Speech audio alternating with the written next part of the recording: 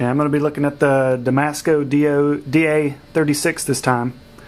Once again, I'm in the man cave with the stuffed animals and the yellow walls. And there's Riley Bear. Say hey, Riley Bear. Hey. He's just hanging out. You hanging out? Yeah. Okay. Get back to the chewing. So I thought I would just kill some time and look at the Damasko. So here it is. Bought this from John. He had it for a good 2 years, I think, and he's moved on to the UTS Pacific Horizon 2,000 meter diver.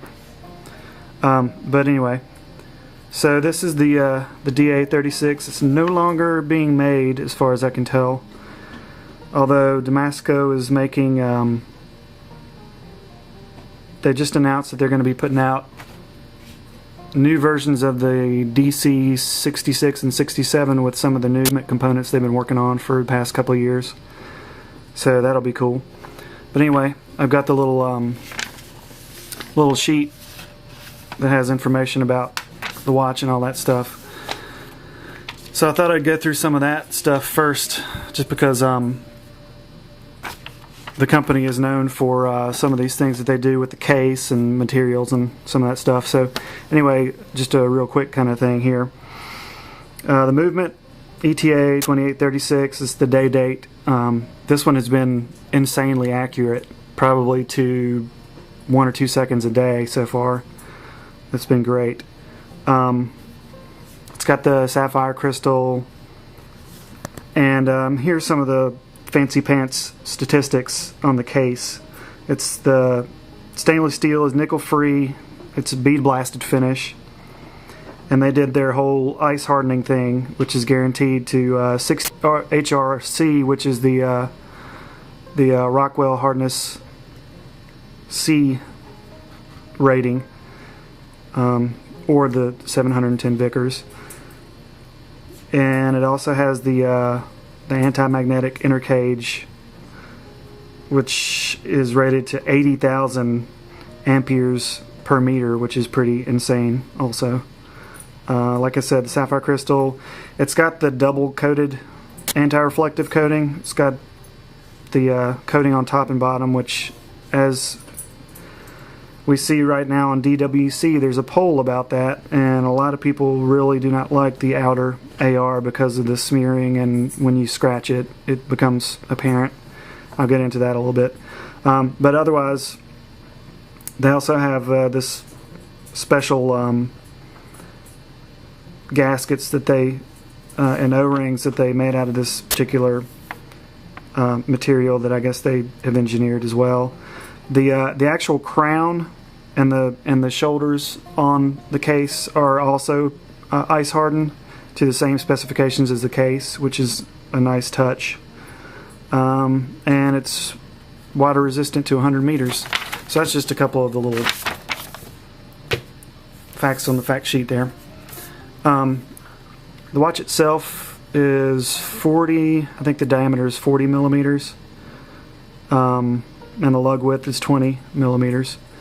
The case, this is the first case that I've had that's been blasted, and I really don't really like them, or I haven't liked them in the past in pictures I've seen, but it's really a nice finish in person, and it catches the light in an interesting way. But I really like this dial layout. It's about as simple as you can get. The only thing simpler would be to replace the numbers with just, markers. But there's that prominent yellow second hand that just really pops. And you can get it kind of a super close-up detail on the dial itself. The day and date windows are actually kind of small. They like barely clear the day and date actual displays on wheel. But it's been a really smooth movement. It's 28,000 vibrations per hour, so it's the same as the the E2824 or the Seiko 8L35 or any of the other kind of standard high beat type movements or whatever. But it's been extremely accurate, like I said. Flat crystal, flat sapphire crystal with the AR on top, which you can also see when I shine light across it. And I don't know, I just wiped off the crystal before this. Trying to get the light again. It's kind of hard to tell, but if you just the slightest touch on the crystal will really kind of smear this outer AR. And especially playing with the dog, he likes to slime my watches with his nose, with his little wet nose, and that it gets really tough to wipe off. The only thing that really wipes it off instead of smears it is using one of these real fine cloths. The shirt just doesn't cut it. But just all the details of this watch just really scream quality and thought in engineering.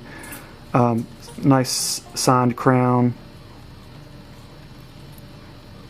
It probably will line up if you screw it all the way down, but I've been kind of paranoid about screwing down crowns too tight ever since I had my crown tube issue with the Bali Hai, where I screwed it down, and the first time I unscrewed it, I actually unscrewed the crown tube in the case, which was interesting. But the case back is very simple, but it's got a bunch of cool German words and whatnot. It's a little it's got a little tobacco patina there. I think John must be a big smoker, because I also smell the cigar / pipe tobacco or whatever environment it was in. But I actually think it's kind of nice to get a whiff of that every now and then. But anyway, let's see how many times I can actually digress in this whole thing. Well, what else really is there? I mean, the technology that went into this is really the big story about Damasko, even though I guess right now their stuff that they're working on with the movement has kind of trumped any of the other developments they've been working on lately, including the metal bracelet that has been coming for years and still is not out. Super easy to read watch in pretty much every circumstance. I don't know if you'd really be able to see lume, because it's kind of, the room is not really all that dark, but lume is good on the hands. There's no lume on second hand, and the only lume on the dial is the little markers right there by the actual numbers, but they show up pretty well too in the dark. The strap is really nice. And the buckle too. The details are nice on this. The buckle seems to be made from the same, I don't know if it's actually ice hardened steel like the rest of it, but it's blasted and has the same finish as the case. It's got the little signed D there. Quite simple. The strap itself is really quite nice. It says it's handmade.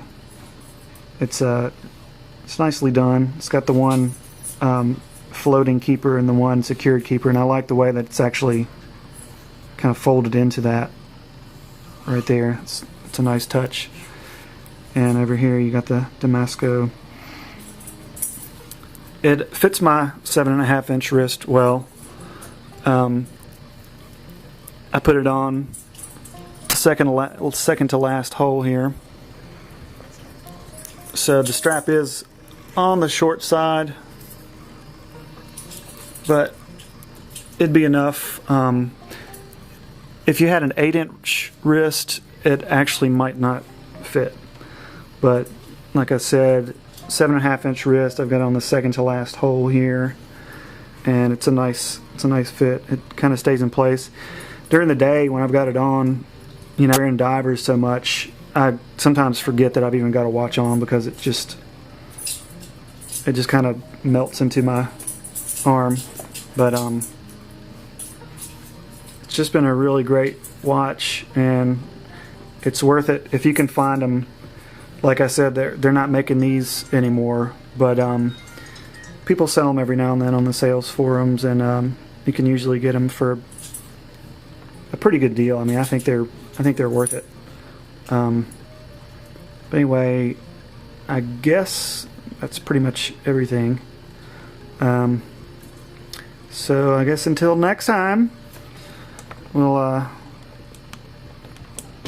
have Mr. Riley Bear take us out. Hey, Mr. Riley Bear, what are you chewing on? What you got? Huh? Say bye.